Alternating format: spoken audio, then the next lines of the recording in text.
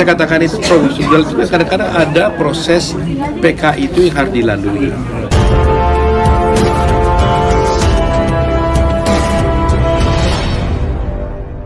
Ya, perkembangannya ini kan besok kantor sudah tutup. Ini tanggal 20 kan, 22 kantor kita sudah tutup besok terakhir. Jadi kita di dalam tim pembela Jessica Wongso ini salah satu timnya. Pertama laporan dia yang ke Komisi Yudisial sudah mendapat tanggapan dari KY kemarin. Dan mereka sudah diperiksa di KY sebagai pelapor, ya. Ada Ibu Dame juga, ada Bostam, juga ikut kemarin ya. Ya, jadi pertama kan kita laporkan hakim kan, itu udah diperiksa oleh KY. Ya, setelah itu kita lihat, tunggu apa hasil laporan kita itu. Apakah ada sanksi atau tidak kepada hakim yang kita laporkan, kita lihat. Nah, mengenai soal rencana PK, ini kita bukan tidak diam. Saya juga bisa memahami dan terima kasih kepada para netizen ya. Misalkan saya lihat di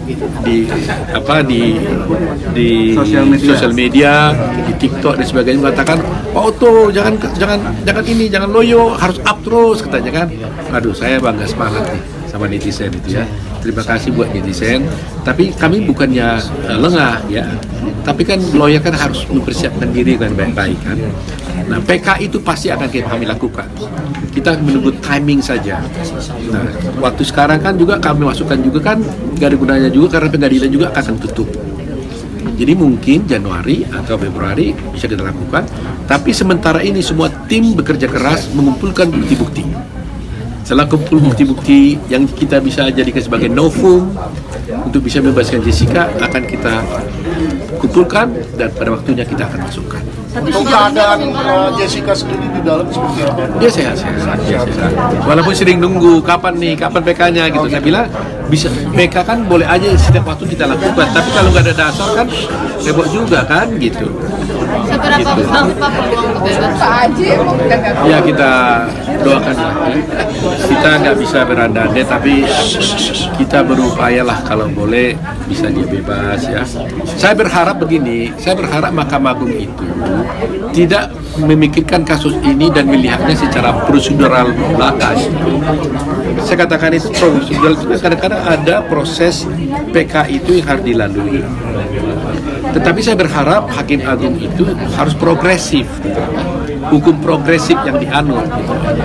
Karena apa? Kalau umpamanya satu perkara secara prosedural mungkin sulit ditempuh, tapi kalau secara substansi jelas dan nyata-nyata dia ketahui, dia pahami bahwa ini ada salah, maka Mahkamah Agung juga harus berinisiatif mengambil jalan untuk bisa mengambil kebenaran. Karena tujuan kita kan bukan hanya kebenaran formil kan, tapi kebenaran material. Ya kan? Jadi meskipun prosesnya mungkin ada halangan, tapi haruslah Mahkamah Agung bisa berupaya untuk membuka pintu seluas-luasnya agar akses to justice, akses kepada keadilan itu bisa dicapai. Harus kita kembali, saya katakan itu Sengkon dan Karta, ingat itu. Sengkon dan Karta sudah ingkrah, sudah dihukum sekian tahun, tapi oleh Mahkamah Agung bisa dibuka kembali gitu.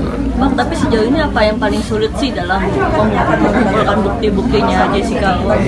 Banyak hal ya, saya bisa katakan itu banyak tembok besar yang saya katakan itu.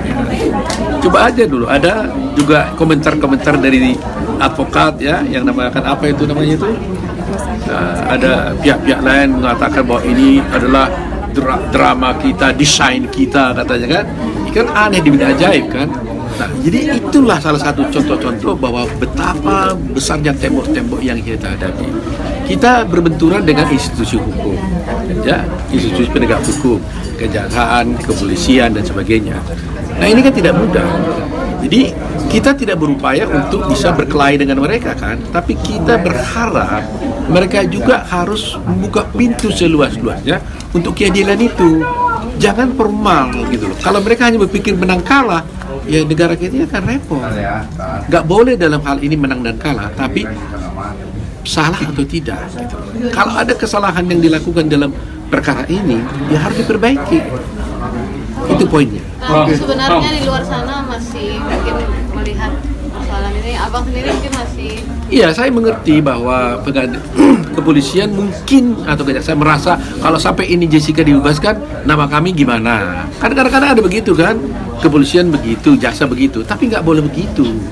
Ya nggak boleh.